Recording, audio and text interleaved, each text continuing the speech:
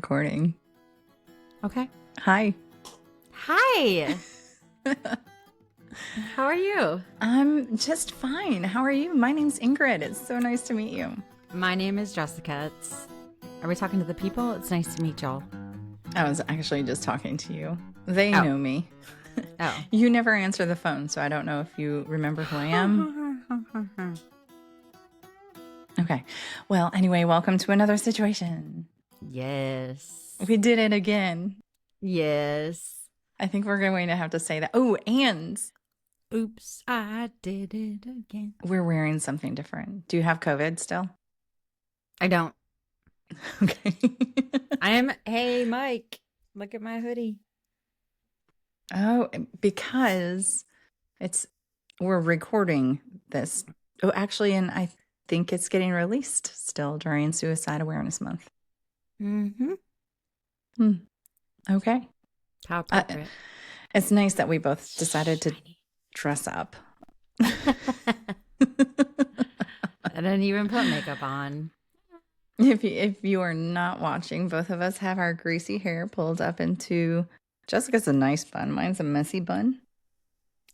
Mine is a nice bun. She's in a hoodie. Ooh. That's like a military bun.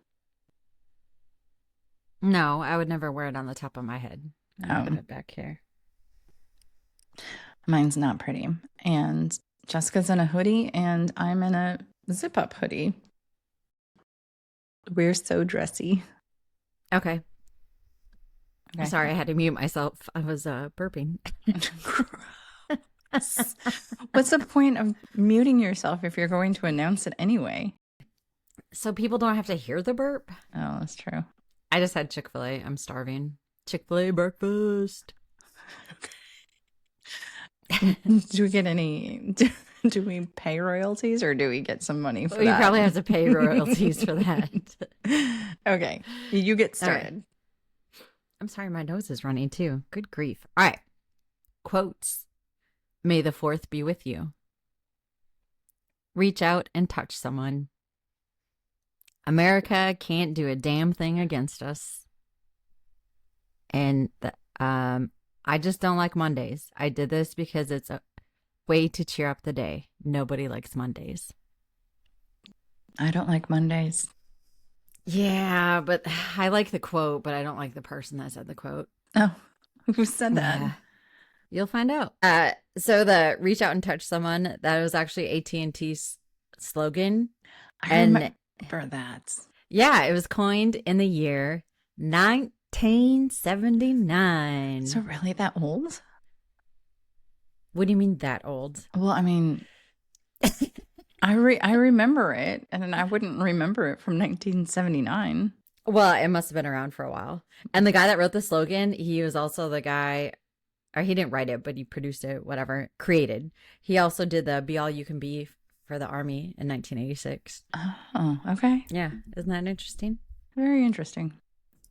So I'm covering the year 1979. It is a great year. It's a great year. Okay. I did not do the creative thing that Ingrid did because my memories of 1979 are pretty small, non-existent actually. And so I'm just going to go on the things I found interesting that happened in 1979. Because it's all about you. It's all about me. January, I don't know. You done? Mm-hmm. Okay. January 26, 1979. The Dukes of Hazzard starts. Oh my gosh. You should have given a warning to move away from speakers. Oh, my bad. So, just a good old boy.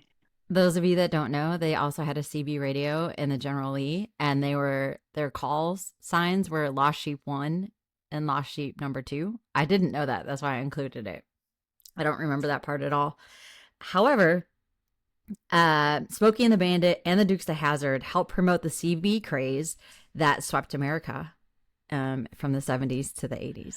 Do you remember? So we had a CD in, oh gosh, you guys, we had a full-size van when we were kids because there's two of us. Why was there a full? Did they have minivans back then? I don't think so. It was for sporting events. That's what they said. Because we were because I was so athletic.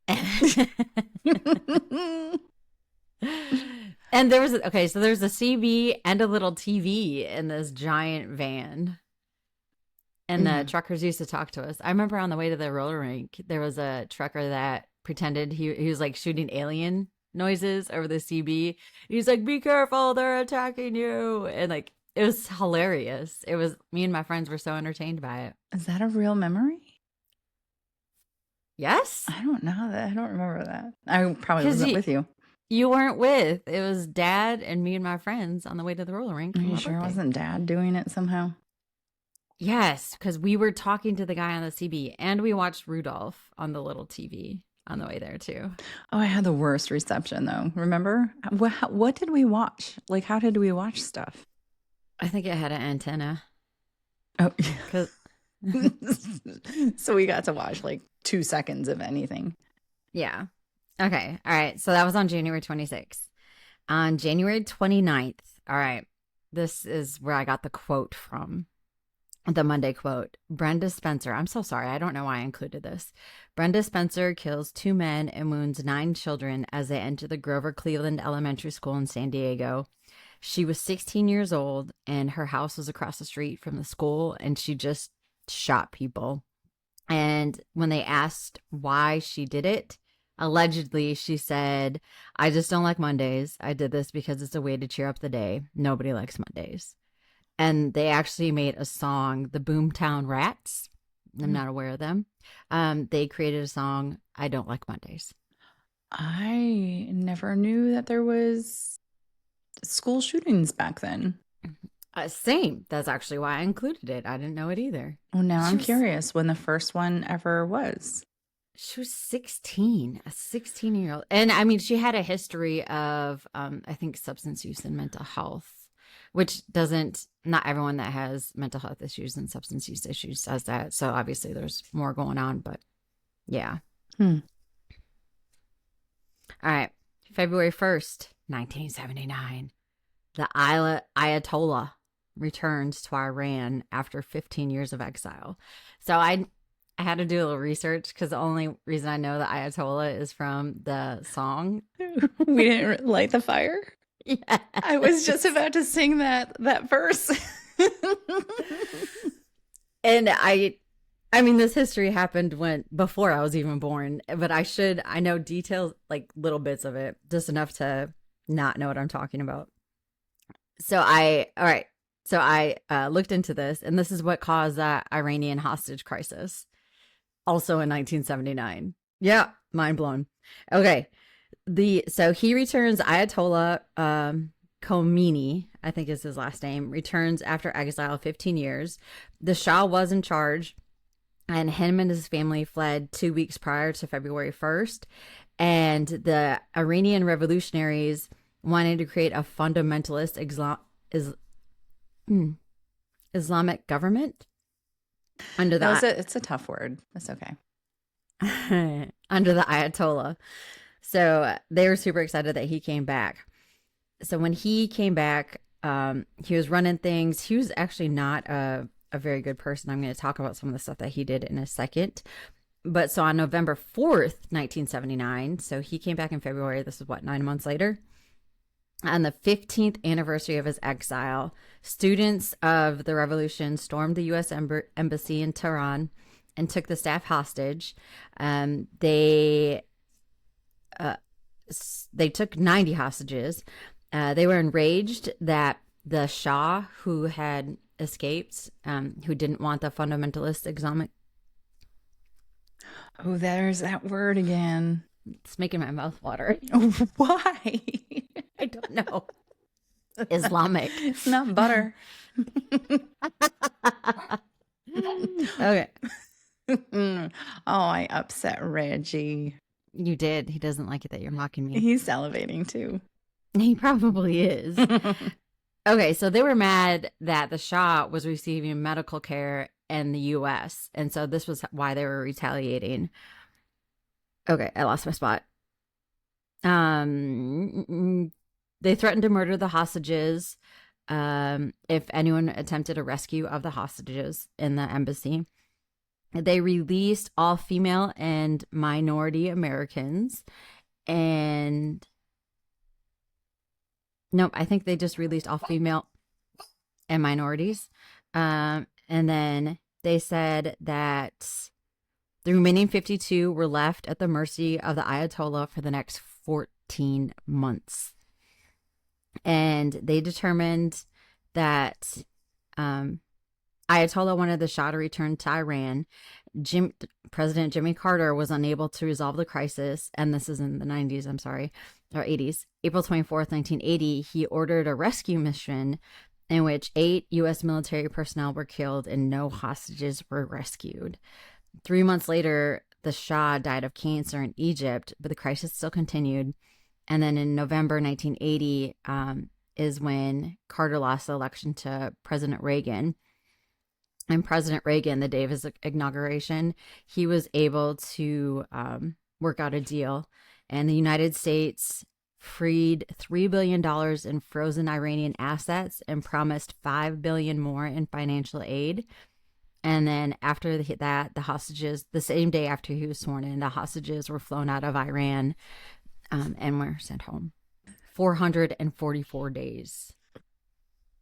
Okay. So to tell you more about what the Ayatollah did, in December of 79, the Iranian constitution was approved. He was their political and religious leader for life, the Ayatollah was. And under his rule, Iranian women were denied equal rights and required to wear a veil. Western culture was banned, and traditional Islamic law, I got it at that time, and it's often brutal punishments were reinstated. And listen, you probably don't know the answer to this, but what was it before that? Like, did women not have to cover themselves? They didn't have to. They had 70s equal rights, and no, did not have to wear a veil. Okay. I'm making that assumption. Okay. I mean, that's what I would assume as well. Yeah. So the Ayatollah actually died on June 3rd, 89. 2 million mourners attended his funeral. Gradually, democracy came back to Iran in the 1990s, and there was a free election in 97. I don't know the status of Iran right now, though. So, okay, moving on. Okay, that was exciting. Right. So I knew there was the Iranian hostage crisis. I think I always mix that up with what happened at the Olympics when they something they like held hostages Olympians, right? Well, that was a lot later, though, wasn't it? Yeah, but I always confuse the two. So now I have it. I know Iranian hostage crisis. Olympics, I don't think totally I confused the two. I don't think I ever gave it very much thought. I just knew there was a thing, and I never tried to place it in my mind in history. Yeah. Okay, so this part, do you know who the Sex Pistols are? Duh. Okay, Sid Vicious on February 2nd, 1979 actually died of an overdose. So the thing about Sid Vicious, he had the look of the punk rocker, but he couldn't really perform. So there was times that they would unplug his equipment so they couldn't tell that he wasn't playing, but they just wanted his look so bad.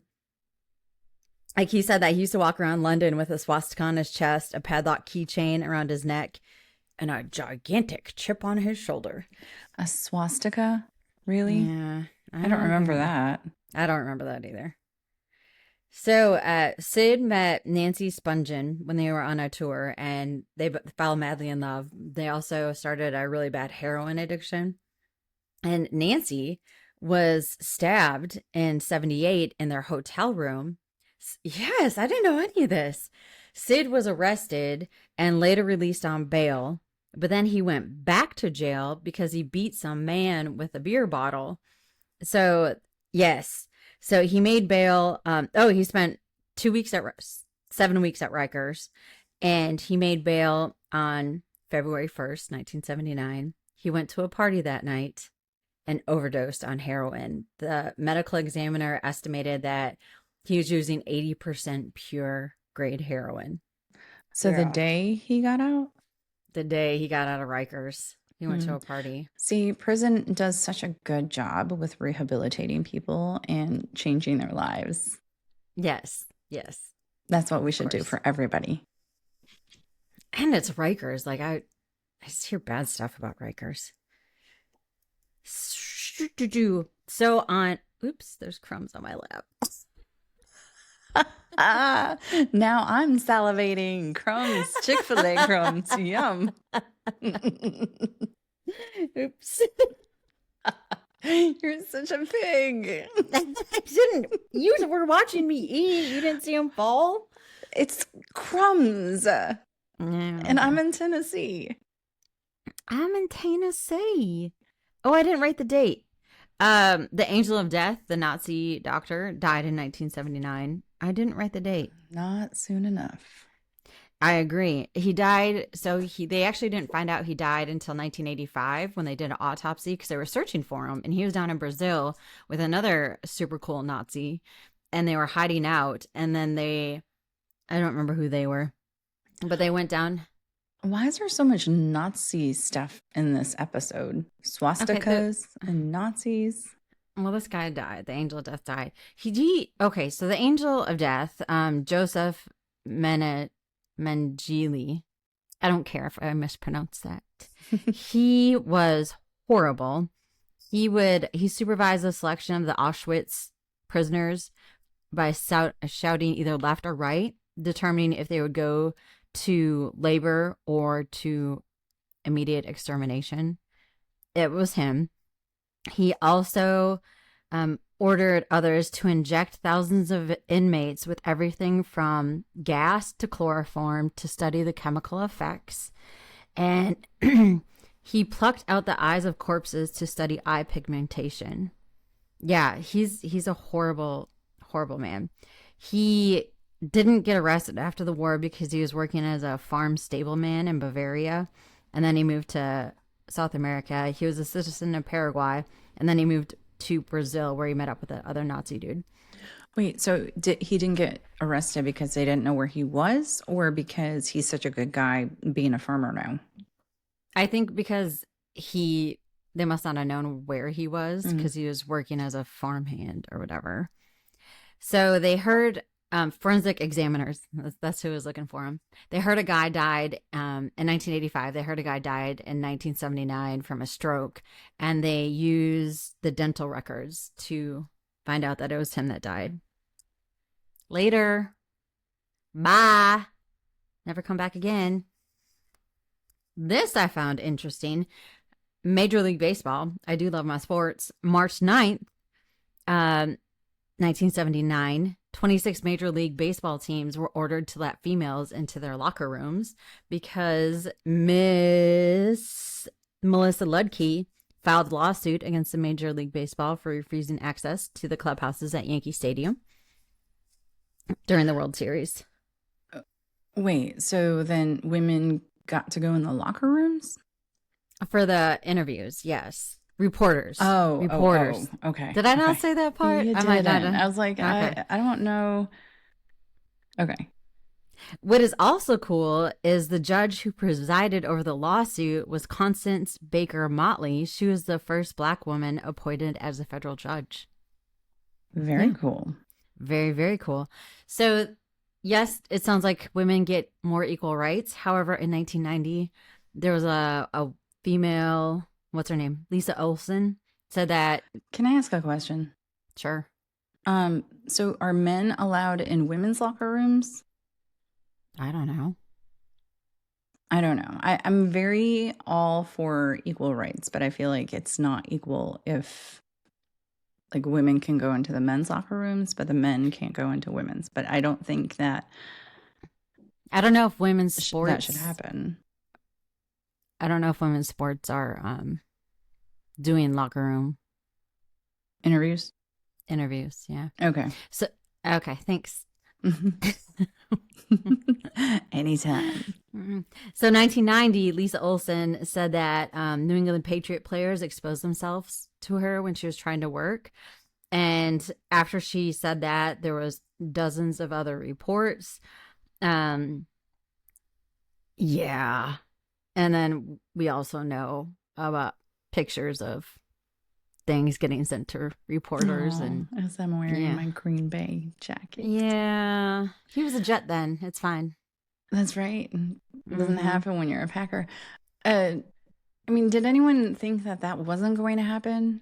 I mean, I imagine, honestly, that in the locker rooms, the dudes are just walking around naked anyway. I've never been in a men's locker room. I have no idea. Well, I know. I've been in an empty men's locker room. Oh, but, well, yeah. But I just imagine they're always naked. Any chance a guy can be naked, I feel like they take it. So, and then they do like the circle dance. Oh no, I was not gonna go there, but okay. Okay, this part I put in for you because I thought it was super cute. And on April 7th, 1979, a year after his brother Bob pitched a no-hitter, Houston Astros pitcher Ken Forsch did his first no-hitter. So his brother did it, and then he did it. Yeah, isn't that cute? Yes. Okay, I'm so sorry. No, he's trying to do the little circle dance you were talking about, and he's hurting himself doing that. And he can barely walk right now. It's all stiff. This is something else I found interesting. So in March of 1979, there is an art piece called The Dinner Party. Are you aware of this? I am not. I was only 2. This goes along with my feminist theme, I guess. It was opened at the San Francisco Museum of Modern Art. Ooh, I didn't put her name. I didn't put the artist's name. Oh, I'm horrible. Oops. So it's probably in there somewhere, and you'll find it in like 5 minutes. Judy Chicago's. I knew it was in there. That's a crazy. This is typical Jessica. Oh, I didn't put it in there. Oh, here it is. It didn't seem like that was her last name. Chicago. That's Judy Chicago's art. Yeah. Okay. So the dinner party, it is 39 ceremonial plaque settings for real and mythological women from history, which is super cool. The place settings are above a massive triangle-shaped table. So it had her standing in front of it, and it was like this, and then the placemats went like that. Yeah. The floor of it was inscribed with the names of 998 real and mythical women. I already said that. And overall, the artwork honors 1,038 women from Egyptian Queen Hatshepsut and Eleanor of Aquitaine, Emily Dickinson, Susan B. Anthony. Each place has an embroidered runner. So she actually put, it's not vulgar, but like women's body parts on it. Like I think it's vaginas. I think she put vaginas on it. Everybody likes vaginas. And all men are naked. Oh dear. We're going to have to mark this episode as explicit. So a lot of people, especially in 79, they thought it was vulgar, and they threatened to take... Whatever. The hippies were all naked all the time. Everybody's naked.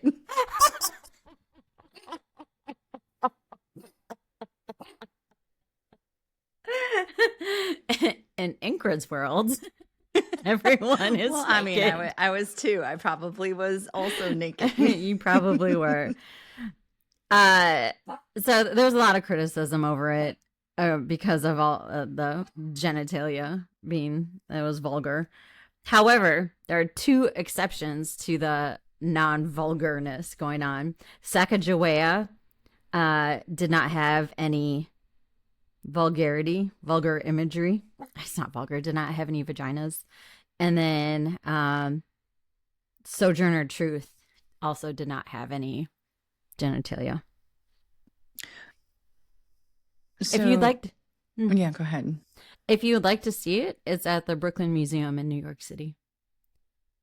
Oh, on March 23rd. Oh. On March 23rd. I turned 2. 2007. They Oh. moved it to the Brooklyn Museum. Oh. What are you going to say? I was not two. No, you were not. 22? 1997? Nope. 1997? Stop saying 97 now. 2007. Oh, 2007. I was not 22. Where did you get that number from? You weren't 22 either.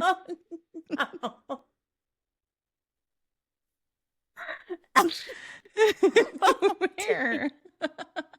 It's like you don't even know me. It's like I don't even know math. Nope. Oh, goodness. Did you have a question? Probably, but now it's gone. Okay. The 3 Mile Island nuclear tragedy also happened in 1977. The only people that were exposed to the radiation was the workers, and it caused mass panic because it was down the river or up the river, down the river. And a van down by the river. It was by Hattiesburg. Was it Hattiesburg? I might be making stuff up. That's what we do. Harrisburg. It was near Harrisburg, Pennsylvania, and 100,000 people fled. But so I didn't know this. Jimmy Carter, he was a trained nuclear engineer. That dude. I know. So he went to the facility to go check it out, and he's like, "No, I think it's okay." And there's a hydrogen bubble that they thought would pop, and they realized it's not going to pop, and it slowly went down. Yeah. So he was right. He was. Okay. Yeah. So the quote, "May the fourth be with you." I was so excited to hear this started in 1979. Margaret Thatcher, it started in Britain, and I don't think it was related to Star Wars, but it was like the first time it was used. Well, it should be. Well, I think it was eventually. Like the next time I saw it referenced to Star Wars in like the 86s. I almost said that in 86. That's a team. But it is 76ers. Oh.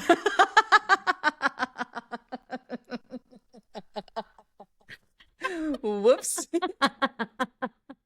I love how you jumped right in and agreed with me too. It took me a second. No. Yeah, the 86ers play out of Hattiesburg in Pennsylvania. Into when they were 22 years old. What's happening?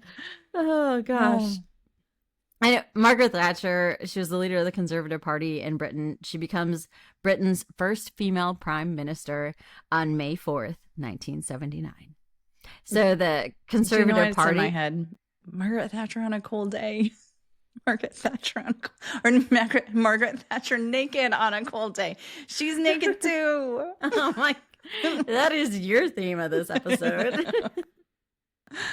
But what was super cute is that the Conservatives purchased a half-page advertisement of the London Evening News, and it said, "Dear Maggie, may the fourth be with you, your party workers." So, isn't that cute? Why is he so upset with this episode? Because he can't hear very well, but when I laugh, he can hear that. Does he think you're being attacked? No. Is he laughing with you? No, he just hears a noise. And I think because he doesn't really hear noises often that he thinks he should bark at it. Okay. Ugh. The milk carton, the kids on milk cartons. What is that again? Is that exactly how you wrote it down? No. What did you actually write down? I wrote milk carton.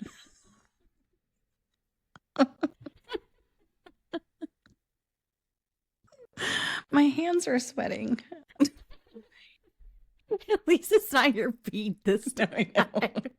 Why are they sweating? I don't know. Oh gosh. Oh. Hey, he can't even hear. He can't hear me to tell him to stop. I'm sorry. Oh wait, May 25th, 1979. The little boy that started the milk carton, Etan Patz, he disappeared on May 25th. and his killer was eventually found in 2017. But he was the first non-celebrity child that got national awareness, and then we have children on milk cartons now. I didn't think they cared about us missing until in the late 80s. Well, it's funny that you say that. Because it was in the early 80s that his face went on the milk cartons. So he disappeared in 79. I'm sorry. And President Reagan declared May 25th, the day that he disappeared, National Missing Children's Day in 1983. And then his disappearance also played a role in the founding of the National Center for Missing and Exploited Children. Yeah.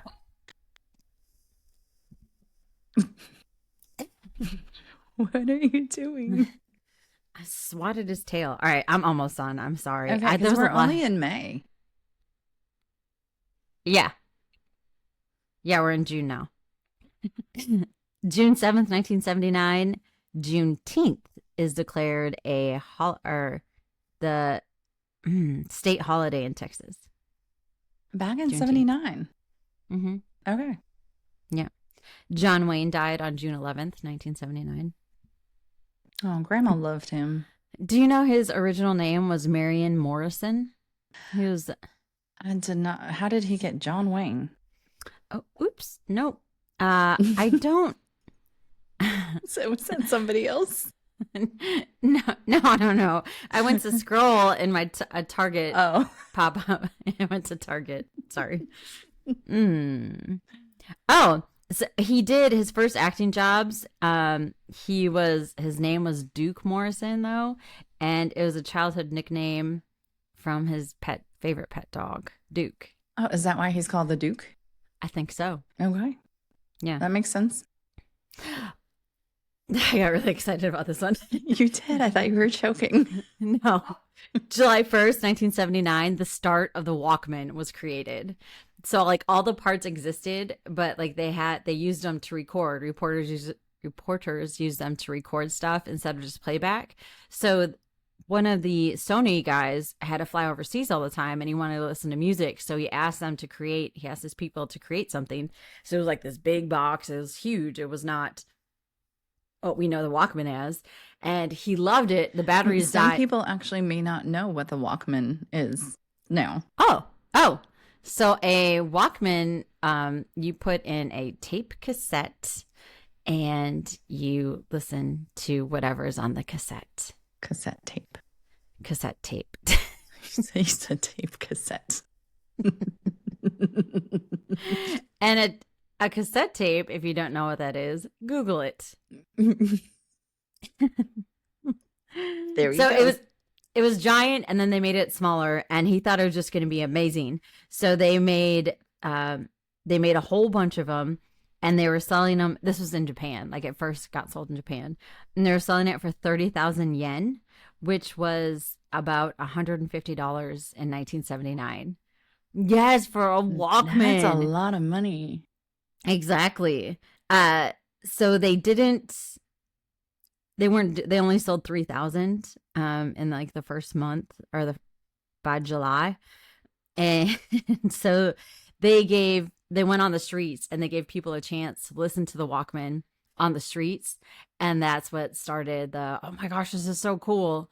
And that's history. And just think of that crappy quality music that was playing too, but it was probably just awesome. I mean, I thought it was awesome when I had a Walkman. Yes, absolutely. It was so cool. I had a Walkman, I think still in high school. I remember listening to mixtapes on a bus somewhere. I made a mixtape for my college roommates. Did you ever listen to Booty Mix 96? Boom, I got your boy. Okay, stop. All right, sorry. Okay.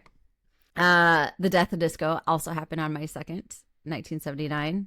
I don't know how we went from June to May. That didn't last very long. So there was a DJ that did he lose his job? I think disco overtook it and he moved to a different radio station and he just was not a fan of disco. So the Detroit Tigers were playing the Chicago White Sox and they decided to have And the 86ers stadium. Of course it was. So they declared July 12th disco demolition, and they were just going to put a bunch of disco records into a giant garbage thing. You know what they're called? The giant garbage things?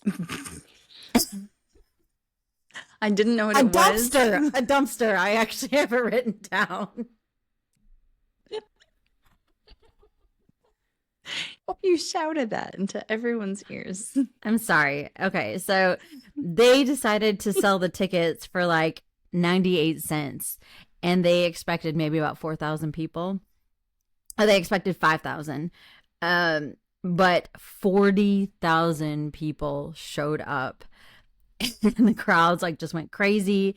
There was people stormed the field. They were shimmying up the foul line poles. They were tearing up the grass and lighting vinyl bonfires on the diamond. And then one of the things they didn't take into consideration is when they blew up the dumpster, the shrapnel from the records, boom. Yeah, so the game was canceled. It was too dangerous for it to play, and the Detroit Tigers were awarded a win by forfeit. But that was the death of disco. That's crazy. The Bee Gees survived, though. Of course. There was also racial tension, of course, in the 70s. There was a Death to the Klan rally in Greensboro, North Carolina, where is there not racial tension now? There's always is. But these the Ku Klux Klan killed they killed some of the demonstrators. They killed 5 of the demonstrators, and several were wounded. In 1980, the Klan and Nazi members, 6 of them, were put on trial for murder and rioting. They were acquitted on all charges because they fired on the demonstrators in self-defense. Mm-hmm. Yeah. Because the demonstrators were kicking the cars of the Ku Klux Klan and Nazi members when they tried to drive through their demonstration. Yes. So that's cool. Kicking should be met with guns. Oh, of course. Kicking a car? Shoot them. Why are Nazis back in this episode? I don't know. I have 3 more things, technically. The NBA. So Daryl Dawkins broke the first NBA backboard on November 13th in 1979. I thought that was kind of cool. Shattering the glass backboard. Yeah, that was the first time. And then I remember hearing about this. I think there was a podcast on it. But in December 3rd, 1979, there was a Who concert in Cincinnati. And it was called festival seating, where I think it's like almost like first come, first serve. And the concert started at 8. They didn't open the doors. They opened one, like people were just piling up, and the police were there. There was no security from the arena, and the police saw what was happening. They're like, you need to open these doors. Like, these people are going insane. Like, you have to open these doors and let them in. And the venue people are like, no, we're not going to do it. I know this story. Yes. And so by the time they did, like, people rushed and trampled over others. 11 were concert goers were laying on the ground, and they died from asphyxiation. I remember that story. Okay. December 9th, 1979. Scientists declare smallpox has been eradicated. Vaccinations work. What? Mm-hmm. December 17th, 1979. A little half-white, half-Filipina girl is born to a Filipina immigrant and a U.S. sailor. The end. And the world will never be the same. In a good way. Well, I'm sorry, that was kind of long. There's a lot of interjections in there. Well, and there was actually more stuff that I found interesting from that year, but I'm like, okay. No one else wants to know that. Let's do these. Are you going to start? Sure. Be vulgar. Be a vulgar piece of art. I don't know. Okay. Be with you, May the 4th. I'm trying to make it sound Yoda-ish, right? Not bad. Okay. Oh, this one's easy. Don't be a Nazi. Don't be naked.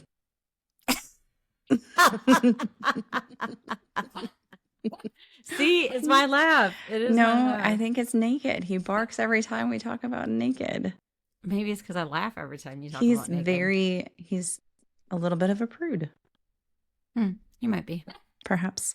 Okay, well, thank you, Jessica, for 1979. 1979. Did I say that? Yep. I'm just repeating it for some reason. And thank everyone for listening. Hopefully you made it halfway through. And we'll see you in 2 weeks. Bye. Bye.